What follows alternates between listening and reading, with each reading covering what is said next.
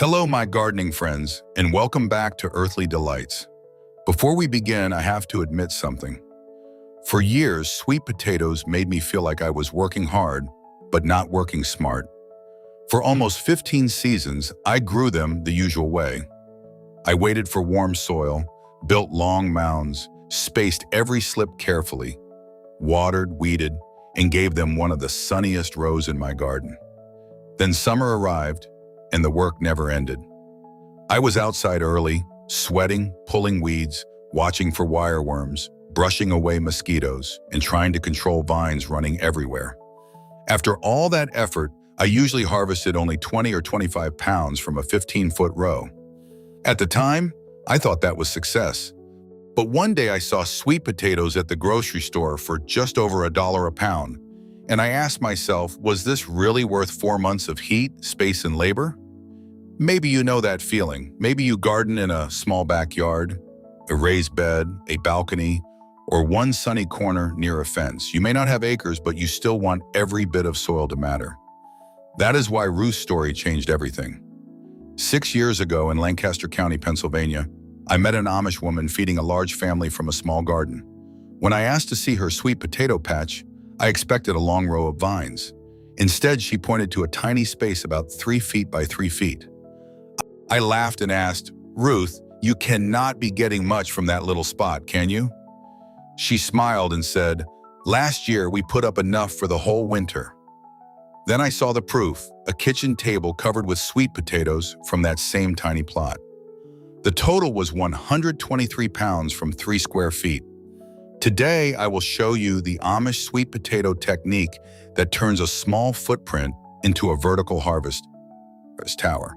We will look at the structure, soil, and planting pattern that make it possible. Stay until the end, because I will also share a willow tea trick that helps slips root faster and stronger.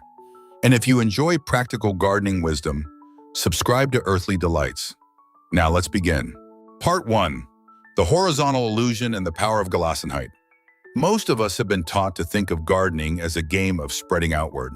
If we want twice the harvest, we assume we need twice the land. So we build long rows, leave wide walking paths, and often sacrifice more space to empty gaps than to the crops themselves. But what if abundance is not only found in the width of a garden? What if the real secret is depth, height, and learning how the plant naturally wants to grow? This is where an Amish idea called Gelassenheit becomes powerful. It means yielding, letting go, and accepting the natural order. In the garden, it means you do not force a plant into a shape just because it is convenient for you. You watch what the plant is trying to do, then you build a system that supports that behavior. Sweet potatoes are vines. They want to run, stretch, climb, and root wherever conditions feel right. Traditional gardening often fights that habit by keeping the vines flat on the ground. The Amish technique does the opposite. It says, if the vine wants to climb, give it something to climb. If the stem wants to root, surround it with soft, living soil. And that is where the biology becomes fascinating.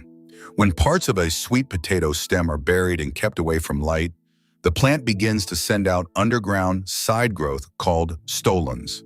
Those hidden stems can become places where new tubers swell. So every buried inch is not wasted vine, it is potential food.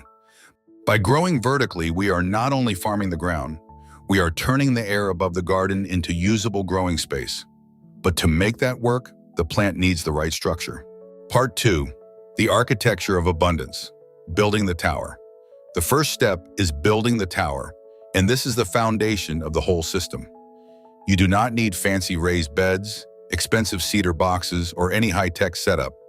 Ruth's design is simple, a strong cylinder made from heavy-gauge welded wire fencing.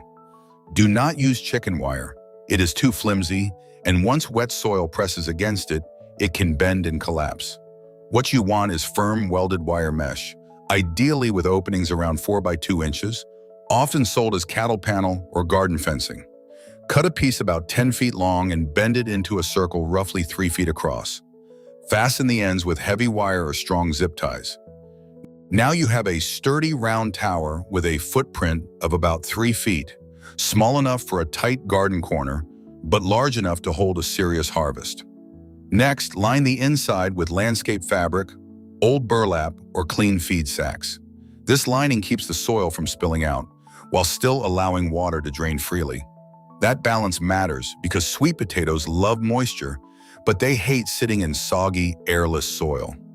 For warm climates, especially zones 8 or 9, the tower can be built up to about 5 feet tall. In most cooler or moderate areas, zones 5 through 7, 4 feet is the safer and more practical height. The most important rule is rigidity. If the tower bows outward under the weight of wet soil, the inside becomes compacted, and compaction is the enemy of a sweet potato.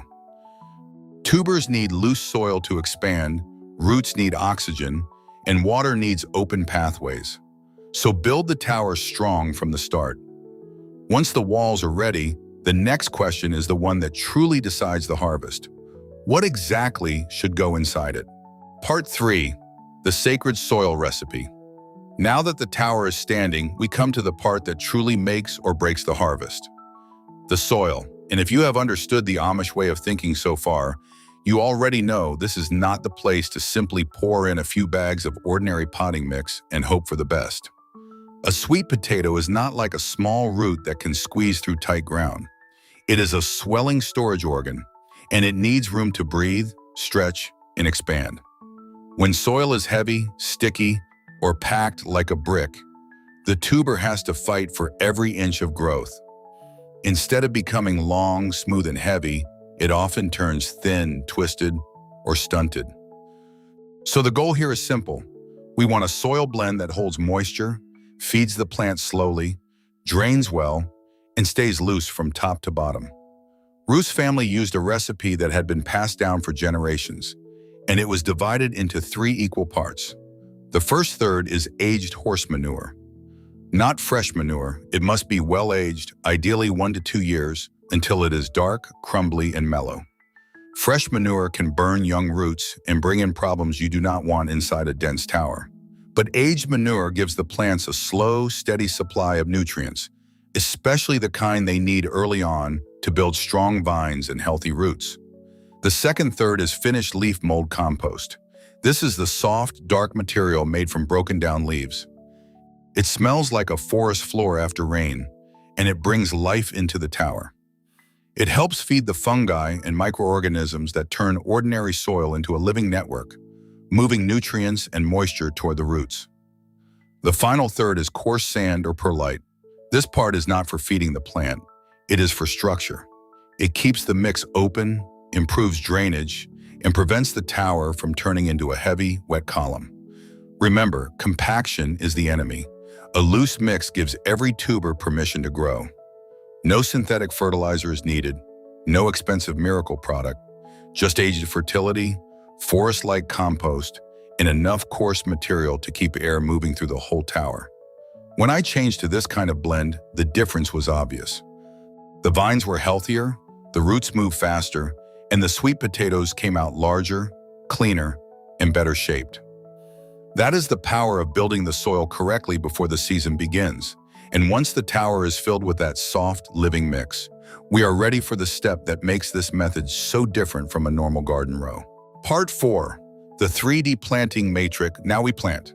And this is where the Amish sweet potato technique truly leaves ordinary gardening behind. In a traditional garden, you place each slip in the top of a mound, give it space to run, and let the vines spread across the ground.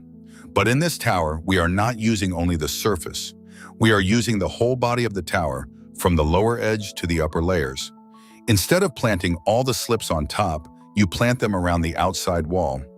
Each slip is gently pushed through the wire mesh and through the burlap lining, so the rooted end sits inside the soft soil, while the leafy part remains outside in the light. The spacing is close but intentional. Ruth placed the slips about 6 inches apart around the tower, then repeated that pattern in 3 rings. The first ring sits about 6 inches above the ground. The second ring goes around 18 inches high. The third ring is placed around 30 inches high. So instead of one flat planting surface, you now have 3 growing levels wrapped around the same small footprint. On a tower about 3 feet across, each ring can hold roughly 18 to 20 slips. Across 3 rings, that means you may be planting 54 to 60 sweet potato slips in only 3 square feet of ground space. At first, that sounds impossible. It feels too crowded. It feels like the plants should choke each other out. I thought the same thing when Ruth explained it to me. But her answer was simple. The plants figure it out. And they can, because the soil inside the tower is not hard, stepped on, or compacted. Every slip sends its roots inward toward the center, where there is loose soil, moisture, oxygen, and slow food waiting. There are no boots walking over the root zone, no heavy clay pressing the tubers flat, no wasted space between rows. You are not spreading the harvest across the garden anymore. You are stacking it in 3 dimensions. And once those slips begin to root, the tower becomes more than a container.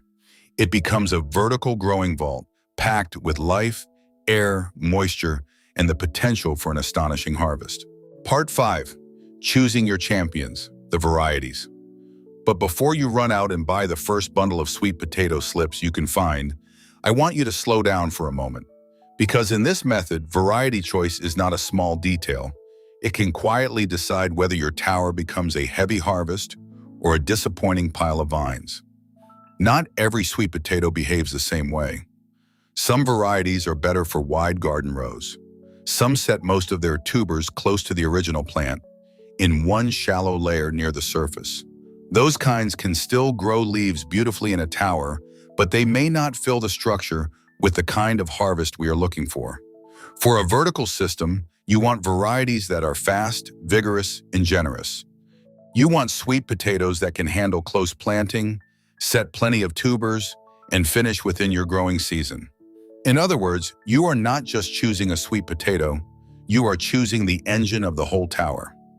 Ruth's favorite was Beauregard. She grew it year after year because it was reliable. It matures in about 90 days, produces heavily, and has proven itself in real gardens, not just on paper. Her mother grew it, her grandmother grew it, and for good reason. It is one of those varieties that rewards good soil and steady warmth with a strong, dependable harvest. If you garden farther north, or if your season is shorter and your soil warms more slowly, Georgia Jet is a variety worth looking for. It is known for handling cooler conditions better than many others, and it can mature in around 85 days. That shorter window can make a real difference when frost comes early. Another good choice is Vardaman. It has a more compact, bushy habit, which can help keep the tower neater and easier to manage. For gardeners with small yards, patios, or spaces where appearance matters, that can be a real advantage. So do not treat variety selection as an afterthought. The tower gives the plant opportunity, but the variety determines how well that opportunity is used. Choose a weak match, and the tower may never reach its potential. Choose a strong one, and every layer of soil becomes a place where food can form. Choose your champions carefully, because once the slips are planted, the tower will only be as productive as the plants you trusted to fill it. Part 6. The Art of Neglect and Graywater. Now your tower is built, your soil's loose and alive, and your slips are tucked into the sides in strong, even layers. At this point, many gardeners expect the hard work to begin, but this is where the Amish system surprises people. Once the tower is set up correctly, daily care becomes much simpler than a traditional row. You are not chasing vines across the garden. You are not watering long mounds and watching half the moisture run off into the paths. You are not constantly disturbing the soil around shallow roots. With this method, you water from the top. The water moves down through the tower by gravity, passing through the loose soil and reaching each level of roots along the way. Instead of watering only the surface and hoping moisture spreads evenly, you are feeding the whole column from above. That is why the soil mix matters so much. The burlap helps hold moisture inside, while the sand or perlite keeps the tower from becoming soggy and airless. During the hottest part of summer, Ruth watered her tower about every other day. She did not flood it. She used around 2 gallons at a time, just enough to keep the column evenly moist without drowning the roots. And often she used safe gray water from the kitchen. Water from boiling jars, lightly used rinse water, or gentle dishwater without bleach, harsh soap, or strong chemicals could go straight into the garden instead of being wasted. It was simple, practical, and very much in the spirit of using what the home already gives. But here's the part that surprises many modern gardeners. Ruth did not fertilize during the season. Not once. She did not pour on liquid feed every week. She did not try to push the plants with extra nitrogen. She trusted the soil she had built at the beginning. And that matters because sweet potatoes can fool you. If you give them too much nitrogen, they may grow into a beautiful jungle of leaves. But underground, the tubers can stay small and disappointing. The goal is not to create the biggest vine. The goal is to create the strongest harvest. So as the vines grow, resist the urge to control every movement. Do not keep pruning them back. Do not keep forcing them into perfect lines. Let them spill over the sides of the tower like a green waterfall. Let the leaves catch sunlight. Let the plant gather energy. Let the roots do their quiet work inside. This is Gelassenheit in practice. You prepare the structure. You build the soil. You give the plant water and space. Then you step back and allow nature to finish what you started. Part 7. Ada's Willow Tea and the Grand Harvest. Now, I promised you an old rooting secret, and this is one of my favorite parts of the whole method. One afternoon, I watched Ruth's mother-in-law, Ada, preparing sweet potato slips before planting. She was in her 80s with hands that looked like they had spent a lifetime working honestly with soil, food, and family. Before each slip went into the tower, Ada dipped the cut end into a mason jar filled with a brown, tea-colored liquid. She held it there for about 30 seconds, then planted it as usual. When I asked what it was, she simply said, "Willow tea." The recipe was almost too simple. She took fresh green tips from willow branches, cut them into small pieces, and soaked them in warm water overnight. In the morning, that water became what she called the slip's first drink. It may sound like old folk wisdom, but there is real plant science behind it. Willow contains natural rooting compounds that help young cuttings begin forming roots faster. So by dipping the slips before planting, Ada was giving them a stronger start before they ever entered the tower. When I tried it myself, the difference was clear. The slips rooted faster, fewer plants failed, and the tower filled in more evenly. And in a system this compact, every living slip matters. More strong plants mean more roots, more tubers, and a better harvest when autumn arrives. And then comes the most satisfying part, harvest day. You will know it is close when the vines begin to yellow and die back. That is the plant's way of telling you it has finished sending energy into the tubers below. With a normal row, harvesting sweet potatoes can mean digging, lifting, sweating, and sometimes slicing right through your best tubers with a fork. But with this tower, the harvest is gentle. You cut the ties, open the wire mesh, and the whole column of soil loosens.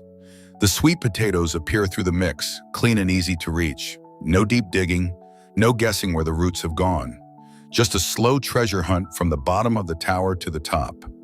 After harvesting, cure the sweet potatoes in a warm, humid place for 10 to 14 days. That short curing time helps turn the starches into sweetness and gives you the rich flavor sweet potatoes are known for. Conclusion: the philosophy of abundance. And that is what makes this Amish method so powerful. There is no secret chemical, no expensive machine, no complicated system that only professional farmers can use. What makes it work is careful observation, good soil, smart structure, and respect for how the plant naturally wants to grow. The Amish understand something many modern gardeners forget. Nature is not a factory. It is a living system. When you build the soil well at the beginning, you do not have to keep fixing problems later. When you give the vine the right structure, you do not have to fight it all summer. And when you think in 3 dimensions instead of only flat rows, even a tiny space can become surprisingly productive. A harvest of over 100 pounds from 3 square feet sounds unbelievable at first, but it begins to make sense when you stop spreading out and start stacking up. It happens when the roots have soft soil, the vines have sunlight, and the gardener knows when to step back.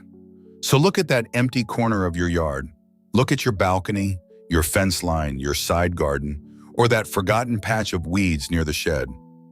Is it really wasted space, or is it a future harvest waiting for the right idea? Start with one tower, build it strong, fill it with the right soil, choose the right variety, water it well, then give the plant room to do what it was made to do. Thank you for joining me today on Earthly Delights.